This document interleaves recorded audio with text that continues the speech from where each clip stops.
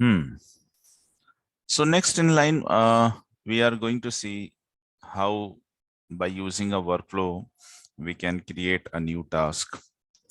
And before that, let me first of all describe you the activity feature of Salesforce.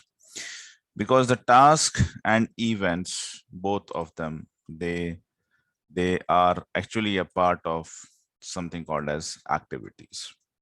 Now in the Salesforce, there's one feature called activities.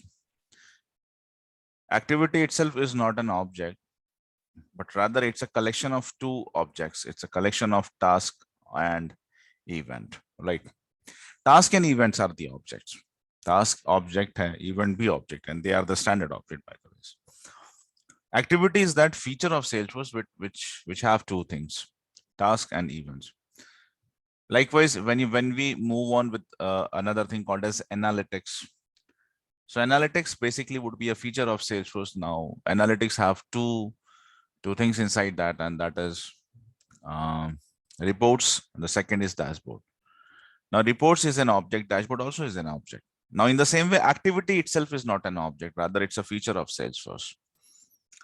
And task object and event object, they are the part of activities. These are the part of activities. Now, see, before we go and we understand how exactly, or rather what is a task, what is an event, how to create the task and events, where to find them and everything manually and with automations, right? Let's first of all would understand few things related to activities. See, I would show you a few things and we're going to have a discussion on to this as well. So if you remember that how exactly we created a custom object with the standard navigation. So let's say I'm creating an object. I'm creating one object. So what I do would be like, I'll go to setup and then build and then expand the create menu. Inside the create, we are having this option called objects. Now, when you make a click over this option, you'll come to this particular user interface where there is a button to create a new custom object, and let me click that as well. Now, see, I will give whatever the details it would asking for me. In the optional feature section, there is one checkbox called allow activities.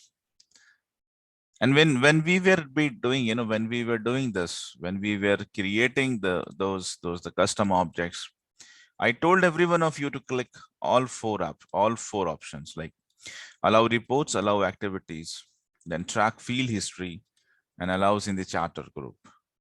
So I told you that everyone should select all these four options. But then there would be a time come, when we would be discussing about every options.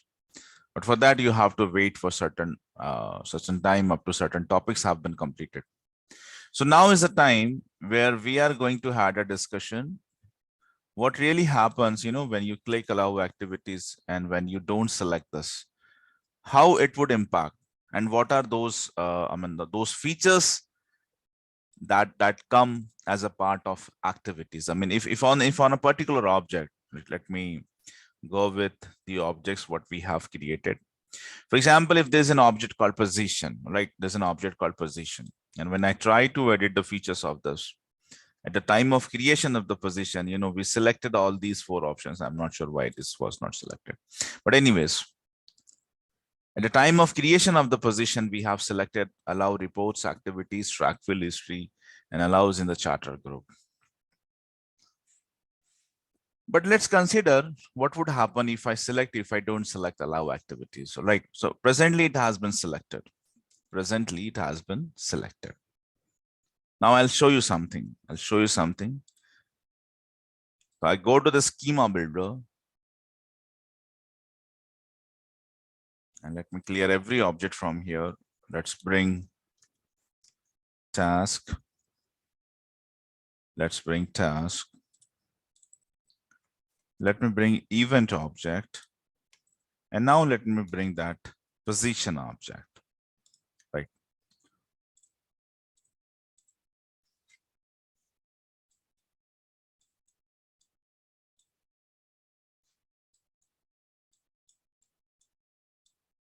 So now if you see if you see that, see, the position object is having a lookup relationship, right, with task as well as with events.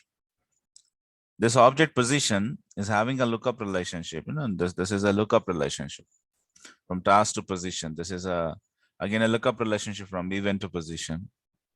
So this object position is having a relationship between task and event. How come this relationship have created? Did we create it in past? Did we have created this in past? The answer is no. Similarly, let me try to show you, for example, I mean, if I don't select position, rather if I select any other object like hiring manager, if I select the hiring manager, you can see the hiring manager itself is having this relationship. Hiring manager, in fact, is also related to the event and to the position, to the task, right? Now, who have created all this relationship? Because we certainly remember we haven't created this relationship. We have not associated this hiring manager position, or maybe like the next was like candidate. All right, let me bring the candidate as well. You will see the same thing. So how come this relationship is even possible over here? Because we have not created. Yes, of course, we have not created this relationship. We have not associated this object candidate with events and the task. But one thing what we did in the past was like, if I go to the candidate object, for example, and I expand it from here, I go to the view object and I click onto the edit button, I would see that at the time of creation of the candidate, right, at the time of the creation of this object called candidate, in the optional features section, we have selected allow activities. That means on this object, we wanted to allow the activities. We were agreed that this object, and we are projected, I mean, we are projecting that on this object, we would certainly in the future, we wanted to do certain activities. We wanted to do certain activities onto this object, and that's the reason at the time of creation, we have selected this allow activities. Right. Now, as a part of, as a part of consequences, and when you select this, what is happening? What wouldn't be happen if you don't select it? That's very important to understand. And I'm telling you this, believe me, nobody would take you this. Nobody would take you in this much of the depth. No one. People usually are, giving the training, but they are not giving you the training which actually is required to work with real time. They are not giving you the knowledge, and they give you like introductory kind of knowledge about everything. They would probably, my topic today is not to make you understand about what is a task, what is an event, how come activities. My task is to, the today's what I have planned is to make you understand how we can create a new task from the workflow. This is my topic. I can straightforward take you to this. But just giving a small introduction about task, I could straightforward take you to like with the workflows, how we can create a new task, and it would end. It would end. But you would never understand in that case, or maybe you would have to make your own research. You have to go to the Google, maybe with trailheads, and you'll have to find out what does it means by allow activities, what is a feature of activity, what it indicates, what is significance and everything. All right. So the way which you guys are getting the Salesforce training is very different. Believe me. Believe me, because I'm not telling this for my own publicity, whatever. I never do that. I wanted you to become confident. I wanted you to understand that the way you guys have been taught is actually in very detailed. So this would make you confident if you remember everything, if you learn everything, whatever I have taught you during this course of training, you can definitely tackle all sort of interviews. Although we would still give you that practice. We're going to take so many of the mock interviews, not just one, not just two, not just three. It would be something like till the time you would not get placed, till the time you would not get the offer letters onto your hand. We would make you revise everything. So we would be there. Till the time you not get the placement, or maybe even you after that you wanted to be in contact with us, that's not an issue. But you should feel confident about your training. that you have been taught with every detailing of the concepts. So whenever with an object, whenever for an object, if you allow activities, the first thing, the object is available for certain different activities. What are those activities? Let's understand. Let's understand that. So the first thing, whenever you allow the activity, the first thing what happens internally, the object immediately get associated with task and events. As soon as you allow the activity on that particular object, there is a relationship that has formed internally. A lookup relationship is created between that object along with the task and events. That means onto this object called candidate, I could create an event. I could create a task. I'm coming to this topic. Don't worry. What is a task? What is an event? What is the difference between task and events? When should we plan for an event? When should we plan for a task?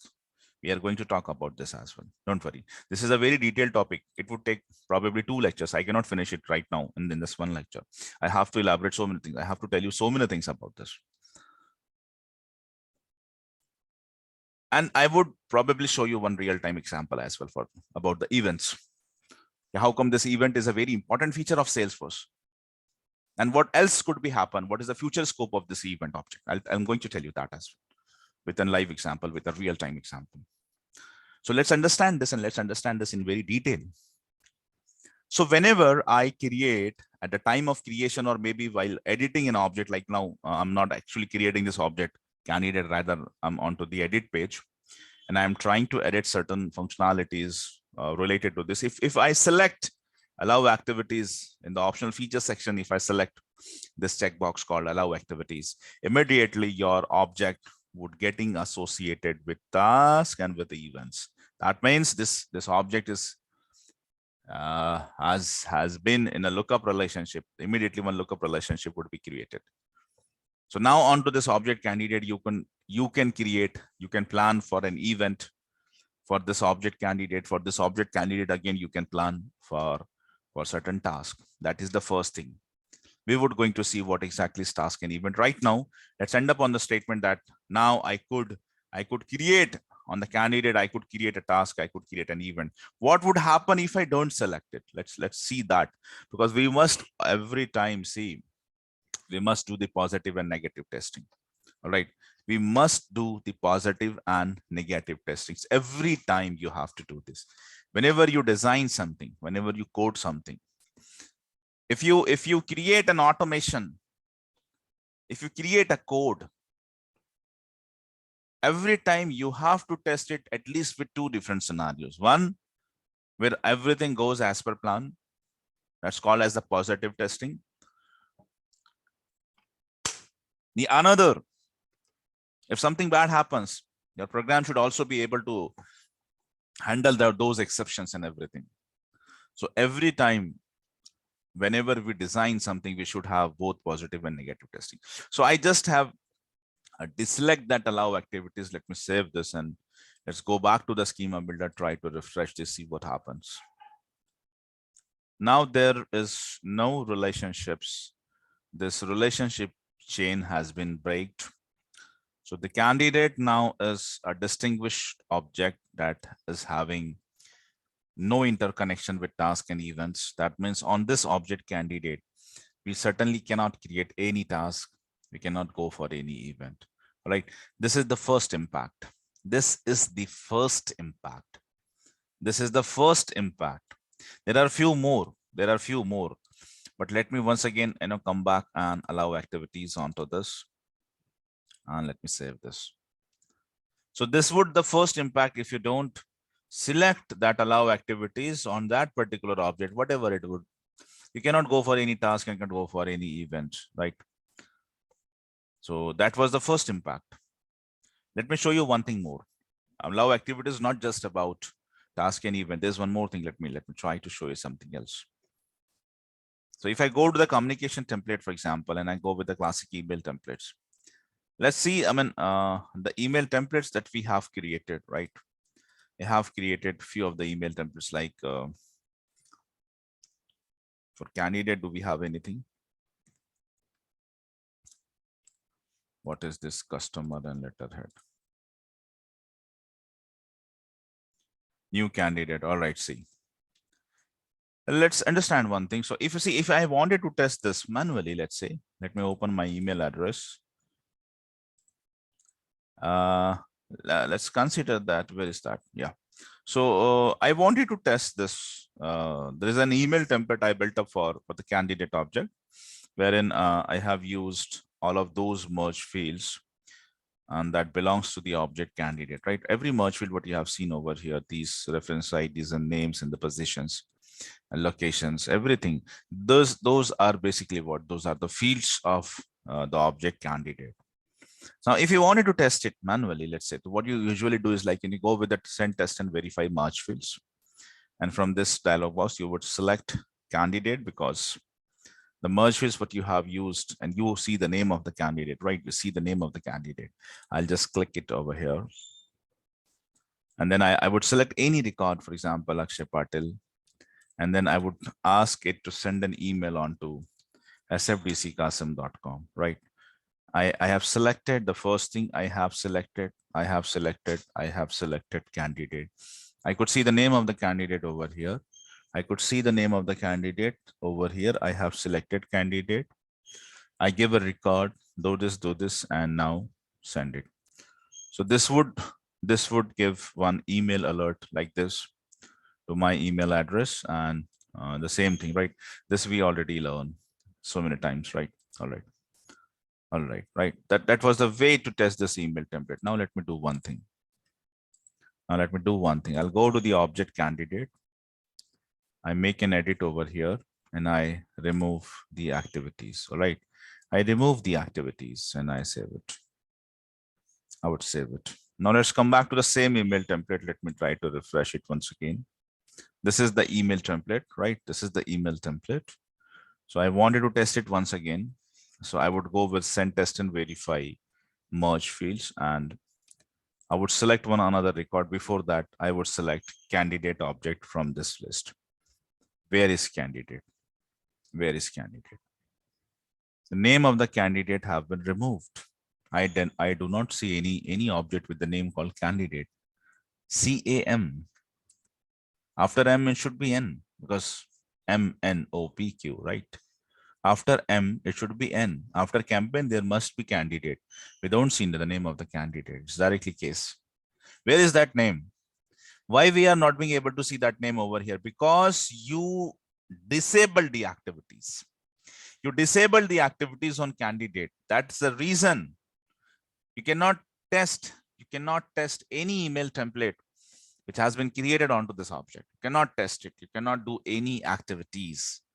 This object now would become that in this object, you can just represent certain data, but you cannot do any activities.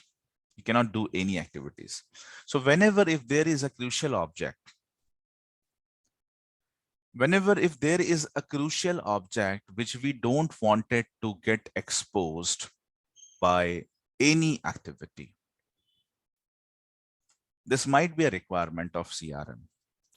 This might be a requirement of CRM when there are certain entities of business which nobody wanted to get exposed.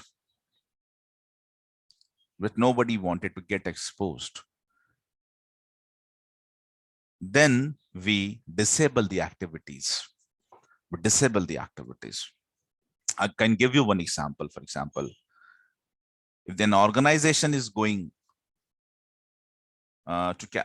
usually what happens, like I have seen, you might also be know this, like there are in some of the businesses, there are a bidding system. Like if particularly if a project, if a work has been generated, so people used to bid for it. What is a bidding? I mean, if you are a company, I'm also a company. We both of them are aspiring that we should get this work. You're also planning for the same. I'll also plan the same. And the one who actually has generated this work would ask you and me to submit their codes. It would ask me to submit a code. It would ask you to submit a code for that particular work. Right? I'll make a study onto this. I'll talk to my all engineers and everybody. project managers, seniors, juniors, everyone. And then we end up by something like, how much cost would involve, how much duration would involve, whatever specification, everything has to be mentioned onto that code. You design a code, I'll also design a code. Code is an object of Salesforce, by the way. Code is an object of the Salesforce, right? Code is an standard object of the Salesforce. Now, in certain cases, we don't want that this object should be exposed to any activity. I don't want that even accidentally somebody should access the code. No, I don't want. I just wanted to make it hidden. So there are so many different levels of securities we could create in Salesforce. You are going to learn all of them. Something called as organizational level security, application level security, object level security, field level security, record level security. There are 5 different levels of securities in Salesforce, and how to create that would be a part of discussion when we move on with some another advanced topics. But definitely you would be going to learn those. All right. Let's come back to the example. Let's say there is an object in Salesforce called as code. And we don't want that this object should be exposed to any activity. I don't want that somebody should fire an email. I don't want that somebody should expose them into certain of the events or the tasks. I just wanted that this object should be there, but it shouldn't be exposed to anybody for any task, for any events, for any email. All right. In that case, I would disable the activities. In that case, I would disable the activities. So whenever you disable the activity, you cannot send any email based on that record of that object. You cannot plan for any task. You cannot plan for any event who is going to make a use of the records of that particular object. That object absolutely become a hidden, but you have to maintain certain more level. This is just one part of that. There are so many things as a part of that security. There are so many things which would involve into this process. This is one part of it. This is one part of it. This is one of a small part of this. And there are a few more things that requires to be get done that we would going to learn that in a package. After this, you would become a complete package and you could understand how to plan for everything. But right now, at least understand, if I don't wanted any object to get exposed for a certain different reasons, I'll just remove that allow activities, right? So that is what it would happen. That is what it would happen when you don't allow activities. You cannot go for any task. You cannot go for any event. You cannot send the emails. You cannot design the merge field formats, right, for that particular object. So that is what happens. So it's not just a small discussion. It involves so many things you should know about this. Now let's come to this. All right. I mean, this was all about activities. Let's come to the second part of discussion. What is a task? What is an event? What is a task? What is an event? See, first thing, task and event, they are 2 standard objects of Salesforce. Task is also an object. If I click onto task fields, I could see all of the fields of task. So definitely we should understand that if it's had written task fields belongs to object. Like candidate have so many fields, position have so many fields, hiring manager have, account have, lead have. In the same way, if you see this line task fields, oh, task is an object, because object only could have fields, right? Object could, there's nothing called as activity field. There's nothing called as an activity field. Activity is that feature. Task is object, activity is not object. Event is object, activity is not an object, right? These all are the fields. These all are the fields. Task standard field. There is no custom field inside task. There is no custom field inside task. There is no custom field inside task. There is no custom field inside event. Let me show you that. Let's come to this event fields. What you see, these all are the standard fields of tasks. These all are the custom standard fields of events. All right, event and task, both of them are fields. Event and task, both of them are object. What I'm saying, both of them are having standard fields. Only standard fields. Both of them are have. Both of them have only standard fields. Does it means I cannot create any custom field inside task and event? I ask this in interviews. How to create custom field inside task and event. See, what is the difference? What is the difference? Why I'm asking you this question? Let me take you any object like account. If I bring you a similar kind of page like this, where you see account fields, like event fields, like task fields. Understand the difference. I'm not in a hurry to complete your syllabus. Account fields. This page would display you all of the standard fields of account. You scroll it a little bit down, you will also see within another section custom fields of account. When I scroll this down, I could see only standard fields even over here. So that's the reason I concluded there is no custom field. There's no custom fields inside task and events, right? Almost for every object you can see with task, account, with lead, contact, right? You're going to see this. Even with your custom objects like hiring manager, position, candidate, they also have standard fields. And there are so many custom fields you have created inside them, right? How many standard fields are there? ID, name, owner, created by, last modified by. All these are what they were the standard fields. So this page usually have two sections. This page usually have two sections, standard fields and the custom field. Inside the custom field section, there is a new checkbox. I mean, if I wanted to add a new custom field inside this object, I can definitely go with this. And beyond this, the interface is same. You know this. It would ask you to select the data type and all that and all that and all that. We have created so many fields like this only. All right. So there is a custom field section. Inside the section, there is a new checkbox. With this new, I could create a more custom fields inside this object called account. Can I do the same thing inside over here? Do I have a section called custom field? No. Then how to create? Or first of all, can we even create that? Can I add certain custom fields inside event? This usually I ask in interview. Can we add, or first of all, I mean, there are so many different ways I could ask the question, but usually it is like, can we add, or how to add, sorry guys, how to add the custom fields inside task and event? People usually say me, sir, there's two sections over there.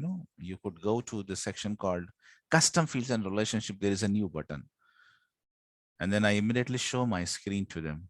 Tell me where that section is. Tell me where is that section, the section which you were telling to me. All right. So there is no such section onto this page called custom fields and relationship. There is no such new button. But does it means can I cannot add? I cannot add it. Does it means I cannot add it? The answer is no. We can definitely do that. We can definitely do that. We could add custom fields inside tasks, inside events. We could add custom fields inside tasks and events. But the way is little what along. Actually, what you have to do, see, you observe every option over here. Task fields. There is no section over here. Validations, triggers, buttons, page layout, field set, compact layouts, record types, limit, and immediately after that is an event. All right.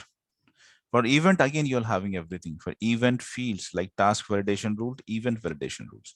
Task triggers, event triggers.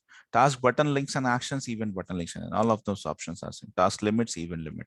But when you scroll it down and you see this option, activity custom field, I cannot create directly custom field inside task, inside event, but I could create, let me click this. activity custom field. When I click activity custom field, I'll come to this kind of interface where I would create a new, all right? I would create a new, and we see this is important to have a discussion, understand. I'm not extending the topic. I'm giving you certain, which is with the things which are very detailed and which would probably you're going to require it. Otherwise, you will end up by saying, no, no, no, no, a task and event couldn't have any custom field. You cannot create. This would be the biggest blunder of your life if you say things like this. Task and event doesn't have any custom field. Arey, aisa nahi hota. There is a way. You must know, all right? And I'm not sure on which cloud you are going to work. Maybe you are going to work with sales, service, marketing. By the way, activity is a feature of every one of them. Activity is a feature, analytics. There are few things which would be a part of every project almost. Analytics can be used inside sales, service, and marketing. Activities can also be used inside sales, service, and marketing. All right. So there are few things of Salesforce CRM which probably would be used with every, and there is no restriction, first of all. Wherever you require, you can use it. If you can use it, that becomes an important feature. If there is a generalized feature which can be deployed to every cloud, it becomes more important to understand that in detail. That's the reason, guys, we are learning this. Let me create a new custom field. I'm creating a new custom field called as text. So I would be creating like a text. And then next, you can get any one of them, no problem. I'll make this as activity custom field. I'm giving the length as 10, 20, whatever. All right, and next. And next. I'll make it visible for all of the users. Usually we don't do that. In real time, we usually select the user for which I wanted to make it visible. Like for example, I wanted this to be get visible only for system admin, and rest all other users shouldn't have the access to. Usually we do this in real time. For now, I'm making it visible for everybody, right? And that is not with every time you would not go with the same case. You have to make a selective over here. Now, see, understand a very important thing. What I mean, how, first of all, can we create a custom field inside task and event? Answer is yes. Answer is yes. Yes, but how to create is little bit different.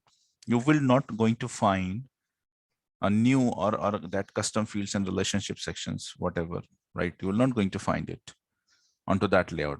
So you'll obviously don't have any new buttons. So the way to create the custom fields inside task and event is actually you have to go with something called as activity custom field.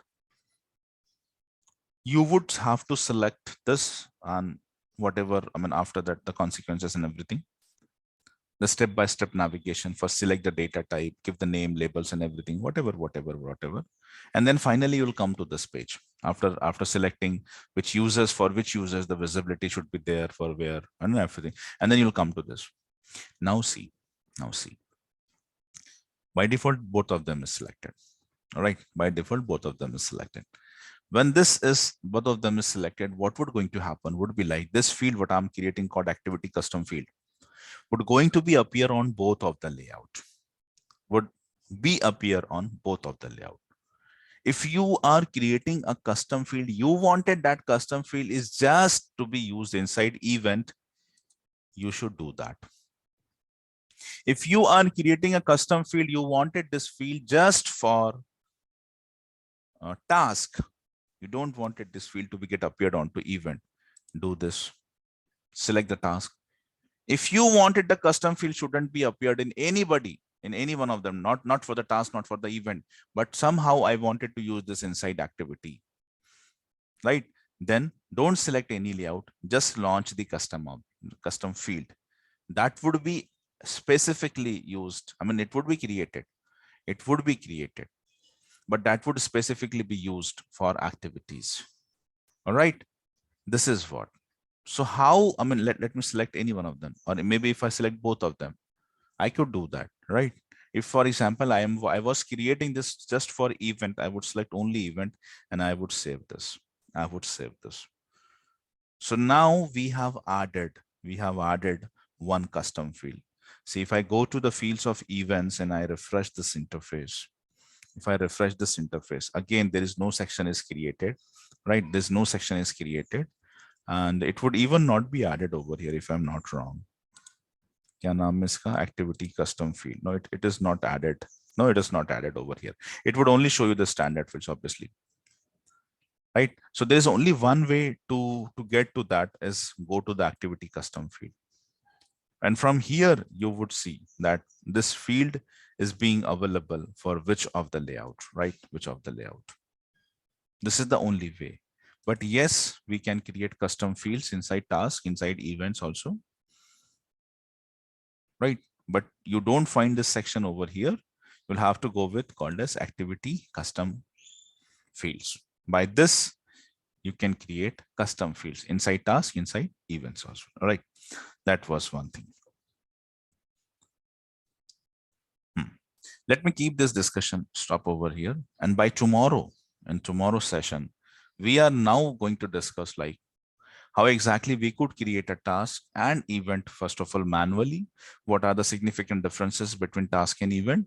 And then finally, we would come to this, okay, how exactly we could create a task by workflow. Although you cannot create an event by workflow, workflow have this limitation that you could only create a task. You cannot create an event, but with the manually, with that manual approach, I would going to show you like how we can create tasks as well as events, all right? How to create the events, but manually. And the second would be like how we can create a task by workflow. And remember, we cannot create an event by workflow. If someone asks you this in the interview that how to create an event with the workflow, you have to very precisely answer them. With the workflows, I could only create a task. I could only assign a task because that is the option. There are only 4 actions a workflow could achieve: sending of the email alert, updating a field, inside same object, inside cross object. Both of them we have completed. You could assign a task and sending of the outbound messages. You could send in the outbound messages, but we cannot create an event. All right. Workflow is having that limitation. Process builder doesn't have. With the process builder, you can create tasks. You can also create events. Flows, lightning flows, we can create tasks. We could also create events. Triggers, we could also create a task. We can also create an event. So with all rest of all other automation tools, we can definitely create both of them, tasks as well as events. But with the workflow, there's only one restriction that you could only create tasks. We cannot create events from this, right? We're going to see that from in the next lecture. Let me give you this command. If you wanted to ask anything, please go and unmute yourself.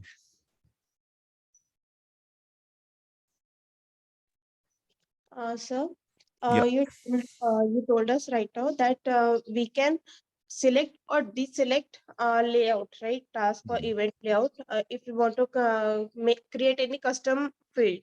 So if we create and we select a task layout or a event layout, so can't we see that custom field on that page?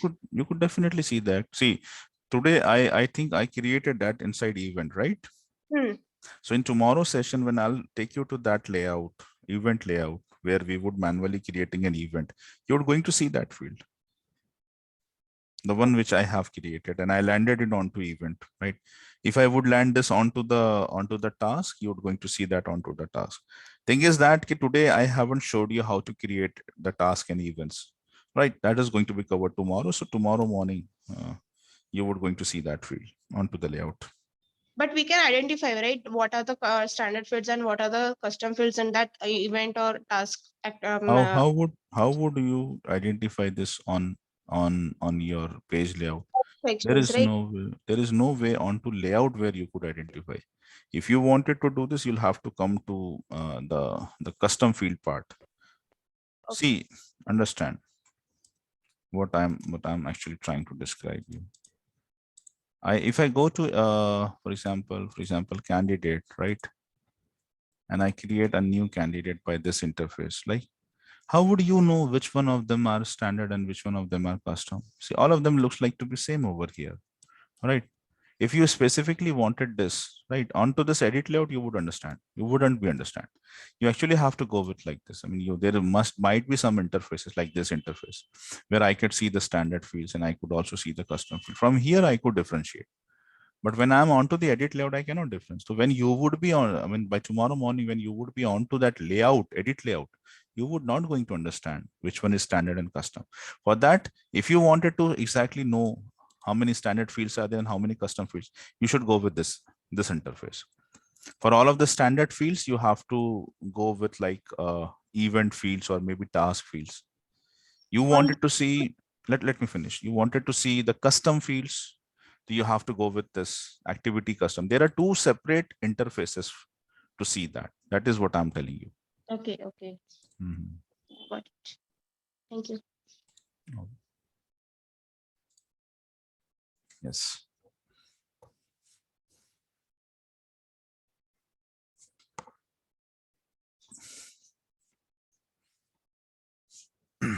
Next question.